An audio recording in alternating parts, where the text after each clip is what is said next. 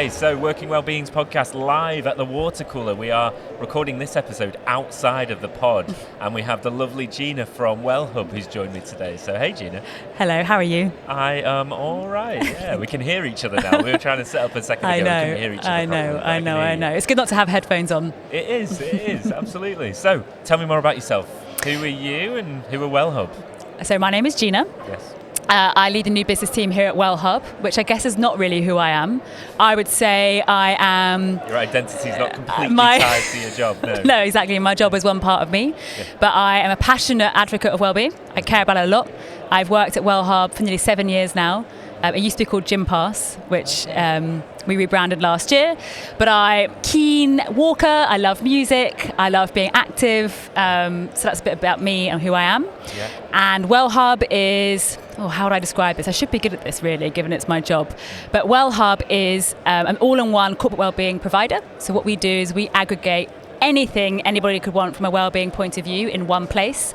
And that means an employee can use a different gym every day. They can use therapy, personal training, nutrition, all in one place. And for a company, you get data, you can consolidate all your spend and just have a lot more time to focus on your job as opposed to managing different benefits. That's what WellHub is. Great elevator pitch. I love it. Thank you very much. It's succinct, yeah. So you said you're passionate about this subject. Yes. What's your background then? You were telling me just before we went on air that you sold toothpaste for a living, right? I did sell toothpaste. There is a sort of connection. There's a connection between the toothpaste and wellbeing, right? Yeah. So I used to work at GSK. Interesting. Which is a farmer and used to be a consumer business, which they sold off.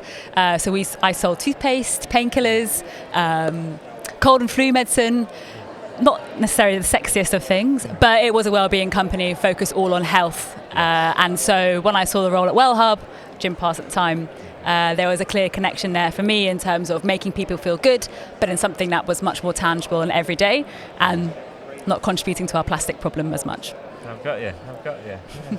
I love a bit of toothpaste sometimes. Anyway, let's not talk about toothpaste. So, what is your favourite toothpaste? No, I'm kidding. Let's not get into that. So I'm not sure the answer. Anyway, your role, what day-to-day does that look like? What do you get involved with? It's a great question. So I run the new business team. So I've got a team of people who spend their every day speaking to reward and HR leaders at some of the biggest and smallest companies and medium-sized companies in the UK. And so what we're really trying to do is understand what these people are trying to achieve in their businesses. At the moment, if I'm honest with you, it's mostly around cost reduction, consolidation, efficiency of spend. That's interesting. Yeah. So what do you think's driving that? Well, not to get into politics, but tariffs is a recent thing, for example. So if you're a manufacturing business, that's going to be quite a scary situation because that's going to be an unknown for you as a business, especially if you're exporting a lot to the US. We obviously had inflation for the last couple of years that has been very, very high. That has been particularly impactful in private medical. So a lot of people who'll be listening to this podcast will have seen their insurance premiums go up by quite a considerable amount over the last couple of years. I think 15% is the average inflation rate. So that's one thing in healthcare. And the second thing is employees are making use of their private medical more than ever before. We can all see in the news about the NHS and what's going on there. Yeah. So if you're somebody who's struggling with mental health or maybe has back pain or needs physio support, those are the kinds of things that are not well supported by the NHS. Right. And so people are moving more into private medical than ever before, so they're using it more. And that then means companies are paying more. That's interesting. It is, yeah. Is that indicative of something that's good or bad? Because sometimes you hear that these sorts of things are underutilised, right? For the wrong reasons. Perhaps there's maybe not back pain necessarily, but certainly when you talk about mental health, because there's a stigma associated with it, so therefore I'm not going to access it. And it's always quite interesting to try to understand whether increased usage of these things is a bad sign because people are getting less well, or is it a good sign because they're actually accessing help? Have you got a take on that? Or? It's a really, really good point, and I think it's both. Yeah. You know, I think not to... Thanks, sit on the fence. Not sit on the fence. No. That's what they tell at university to never do. Never be in the middle of the argument. But yeah, I think it probably is both. Depends on the company you're speaking to. What I think is that the bigger issue, however, is the increase in private medical can be costing some companies millions extra a year, right? And so they're having to find that money. and isn't necessarily needed, because if actually you can reduce the number of people claiming on private medical, then you're not going to have to spend that money. It's much more expensive at that point than it is to invest in preventative health. Yes. So I think what I am hoping is this is going to kick the butt of some companies. Is that what you say? You know what I mean. Yeah. Put a rocket up them. Thank you. Yeah, put a rocket up them to invest in preventative health with a knowledge that actually the return on investment is going to be significant. The other thing that's with cost consolidation and efficiency that's driving this is NI. The budget in October that gave companies 6 months to sort out the increased contributions. I think it was average an extra £900 a person a year, which actually when you add that all up, it's a lot of money. So those two things are putting big holes in companies' budgets, and so that's what we're spending a lot of our time speaking to companies about, and how we can help them achieve those cost-cutting measures. Got you. So, sorry, go on. Without taking away value from employees, right? So it's kind of trying to give them both. Yeah. So you help organisations move more into that preventative space, right? Yes, move more in that preventative space, consolidate all of their wellbeing providers into one place. So I think through COVID, lots of companies invested in standalone mental health providers, things like that, which at the time, no one could say that was a bad idea. Of course it wasn't. But what people have seen, or companies have seen, is utilisation has tailed off massively, and they're still spending a lot of money. And there's more focus than ever to make sure that spend is being used effectively. So where was I going with this? So what WellHub is doing is helping companies provide all of their wellbeing services through one place. So they have one contract, one communication plans, and a much better experience for employees. Do you know what? I love that. We actually spoke to somebody, I think it was yesterday, a similar sort of subject, and it's reducing the friction to access these sorts of things, because it does not take much friction for someone not to utilise it. I mean, I'm awful for it. I'm awful for it. Like if something takes one more click, I'm like, I can't be bothered. Can't be bothered. It's so true. That was too hard. Solve it for me. That sort of thing. So it's about reducing friction. Exactly. Because, from a serious angle, I can't be bothered to access some silly thing that I'm trying to access, but that might be a barrier that stops someone accessing something that's really important for their mental or their physical health, right? Exactly. And that's the whole thing. It's taking friction out of the process, making it really, really easy for somebody, and taking out the risk as well. So I guess the fundamentals of our proposition is choice, flexibility and affordability. Generally, those are the three barriers when they're done badly that prevent somebody from doing something for their fitness and well-being. So from a choice point of view, through WellHub, an employee can access over 2,500 gyms, studios, swimming, whatever physical activity you can think of, and they can use all of them if they wanted to. And then they can combine that with our digital wellbeing proposition. So that's things like the premium version of Strava, MyFitnessPal. They can get one-to-one personal training, they can get one-to-one therapy, they can get one-to-one nutrition. And they can do all of that if they wanted to. Or they can just do one of those things for a fraction of the cost. So they're paying half what they would do just to go to one gym. But the reality is most of our users use a couple of gyms or a couple of digital partners as well. And it's monthly memberships, no tying up for a year and never going, which obviously is a big issue. And what we see is actually over half of our users are new to wellbeing and haven't ever done anything in the previous 3 months. So we're rewarding half of those people with a much better experience, but actually we're getting new people. And that's where you're going to see your impacts on private medical and people having MSK and all that kind of stuff, because they're going to be healthier. I got you. So what were your three barriers? Affordability, flexibility, choice. So there are many others, obviously. But where but does laziness come into it? That's my barrier. Anyway, let's not get into that. No, I think that's a great point, though, because I think laziness has probably got a negative connotation. I wouldn't necessarily say that people are lazy, but there's routine, right? And there's also barrier, like that barrier to entry. Jumping from not doing anything to going to a gym is a big jump. But not doing anything to maybe doing a 10-minute yoga stretch on your living room floor, to then having a half-hour remote personal training session, to then having the confidence to go to a gym, or whilst being supported with a therapist. That is a very different journey for somebody to take. And I think not want to use the word lazy here because that's not what I'm saying at all. That's what you said. That's what you said. I was saying I was lazy. But it's giving people smaller increments to get to that. Yes. Basically. Yes. Got you. Right then, so I want to ask you about trends. So the trends that you pick up either from your conversations with HR, directors, whatever it may be, but also whether you pick up any trends through the data that you collect. Do you get to see what people are accessing, what people are searching for? How do you see that changing over time? Yeah, I'll start with your last point, which is around trends that we see from our data. Okay. So every year we release a Wellbeing Trends report that I would encourage the listeners to go out to. If you go WellHub, Wellbeing Trends, you'll see the 2024 trends. Big things we're seeing a much bigger increase in strength workouts. So people looking for muscle growth, muscle maintenance. Male and female? We don't collect gender. Oh, okay. God, now people know we don't have gender data because that's personal PII. Anyway, but we're seeing a big increase in that, which I think is really interesting. We're seeing also within our platform, we've now seen a much bigger proportion of check-ins for our digital proposition, whereas before it was maybe 80% gym check-ins, 20% digital. We have seen overall check-ins grow, and then as a proportion, in-person fitness and digital is about 50-50. Right. So that shows you that people are really enjoying having that mix and match approach to looking after their well-being. That's been driven by like hybrid working and whatnot? Yeah, I think so. Yeah. The other big trend we're seeing is there was a recent UK fitness report release that showed that penetration in fitness is the highest it's ever been.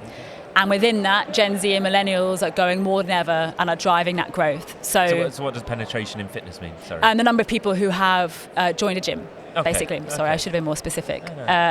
So it used to hover about 12%, and I think the UK is now at 16.7% penetration. So I think that's very, very interesting, and I think feeds into the point of why people are engaging with our proposition with digital fitness as well, because it's a younger demographic as well who are coming into it.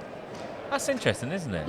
And so I'm just trying to think about that movement, that commitment to their health, because one of the things that you hear is obviously with the cost of living crisis and the fact that younger people nowadays, they can't afford anything because houses are too expensive and all the rest of it. Yeah. But maybe we've hit a point, I'm just making this up, but maybe we've hit a point where you kind of think, well, I can't buy a house, so let's forget that. So what can I improve? I can improve my health, right? I can focus on myself. I don't know. I think there's something in that. Again, I'm also making stuff up on what I've heard. I know it's not what people... Anecdotal evidence suggests. Yeah. But I think we all have heard drinking is much less amongst younger people, absolutely. Right? So we know there's been a massive growth in non-alcoholic drinks.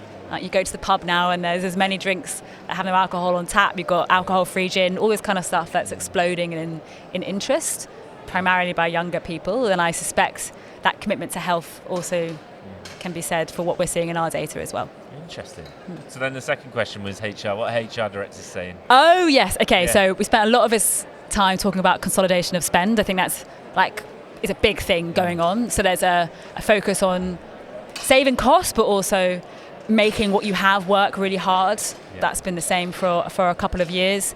Therapy is a preventative measure, especially for Gen Z. I was talking about private medical there earlier, but we know that Gen Z are wanting more for their mental health than previous generations. They're much more open, that kind of stuff. Yeah. Do you think it's because it's cooler now as well? I don't know. I think people are much more open about it, aren't they? Yeah. And there's less of a stigma, I guess. Yeah, there's definitely the stigma. I just worry. No, I don't worry at all. I wonder as well. It's become... the stigma and the kind of coolness go hand in hand. There's been several kind of high figure people, right, in the public eye who are openly talking about their relationship with therapy and all the rest of it. Using it as a preventative tool, that's really exactly. It's like, instead of seeing, I guess it's kind of Americanizing it a little bit. Instead of seeing therapy as this sort of, I'm going through a clinical condition or I'm going through a very dark time, it's kind of using it as a preventative tool, I guess, having it sooner on and sort of maintaining good mental health as opposed to using it in crisis. Yeah. I was a bit off track, but I always remember hearing James Acaster, the comedian. He's a huge advocate of therapy, I believe. And he was saying that essentially you should see it the same when you see the gym, I agree. Everyone should be going there on a proactive basis. Whether or not it's therapy, I definitely agree that people should have somewhere that they can speak and they can get things out of their head, right? Yeah, I agree. And Loneliness is a massive thing, right? In terms of that's something that's come up as a theme. Is in a number it? Of these, yeah. Mm-hmm. Interesting. Across all generations, right? It's not just older people. In social media, people are feeling more lonely than ever before. But also for those people who aren't in relationships or don't necessarily have that close companion who they can just sort of dump on, not that they should, but these people have no one to speak to on a daily basis just to share how they're feeling. And so, I think it's something that everybody should have, but especially those who don't have the opportunity to share it in the way that they would like. Absolutely, yeah. I definitely don't put my problems on my wife, but hopefully she's all right with it. If she's listening, she doesn't listen to anything I do. But is that fair, I guess, is the other question. Maybe we should all be going to therapy anyway. Not putting it on our wives. Maybe this is therapy. No. Right, so therapy is a preventative measure. Anything else? What I said earlier about the proportion of people engaging in fitness is the most it's ever been. Yes. And people are using it more than ever. So that's what's reflected in this UK Active Fitness report that came out last week, but also in our own data. People are checking in to WellHub more than they ever have. Yeah. So I think our average now is 14 times a month that somebody's checking in. Wow. And a few years ago it was about 10, so that's a big increase. Yeah. Anything else? They're my main theme. So the three were therapy as a preventative measure, cost consolidation and efficiency, and then people engaging their fitness in higher levels than ever before, and therefore being important for companies to think about. Okay. So then, kind of final couple of questions. Where do you see the future of well-being heading? Get your crystal ball out, and you definitely don't have any evidence for this. This is pure conjecture, but we'll do it anyway. Where do I see? So I think there is a lot of well-being providers. This is going to be interesting. Sorry, I'm going to have... They can hear you, by the way. I know. Go on. And so there's going to be a greater focus on utilisation and impact than ever before, and measurement. I think there's going to be much hotter from companies on data and how they can prove that things are being used. Yes. So that is one. And I think the second one is around innovation and third parties doing that on behalf of companies. Well-being is changing all of the time, right? Women's health was a small segment a few years ago, and now it's huge, right? And it's what all companies are talking about. And that is really hard for a company to do, right? To innovate and respond quickly to what things are important to people. So any company or provider who's able to do that on behalf of a company, I think will go far. Those are two average examples, but I can't think of anything else. Yeah, they're pretty good examples. We were walking around the event yesterday asking for people's well-being hot takes. Oh yeah. And it's very difficult to get any kind of controversial / hot take off anybody. Actually, there was one thing that somebody said at lunch which I thought was really interesting. I've forgotten his name, but I think one thing that we could all do for those of us working in a well-being space is having some sort of regulatory body, not to make it sound too boring. But if you think about CIPD, if you're in HR, there are various sort of bodies who explain and train people on what good looks like in new spaces. Yes. So instead of it being a little bit like, how do I feel about this as an individual, and everyone having their own takes on well-being, there's a body who sort of regulates it and makes it much more robust and thorough. Yeah. I think that would be good. I love that. Well, it's nice that you've said that, because that's what we're trying to do with the Working Well community. Well, there you go. It's part of our mission. Our mission is to enhance the role of the wellbeing leader. Okay. And as part of that, absolutely, it's about kind of having those standards that sit across. Exactly. Yeah. I think that's the thing. For everyone's benefit, because you've got lots of people come to events like this because it's almost to eradicate that imposter syndrome, to be like, are there all the things that I'm doing actually the right things? Yeah. Is anyone else doing them, and am I missing something? Yeah. But sometimes you can feel like, strangely, even though this is a very people-focused environment and job role, people can be quite isolated. No, I agree. In their jobs. Yeah, and there was also, we're all spending all this time, money, energy on trying to improve employee well-being. But I think there was I forgot what the report was called, something like the Human Flourish Index or something. Right, yeah. And it said that the UK was the worst it's ever been.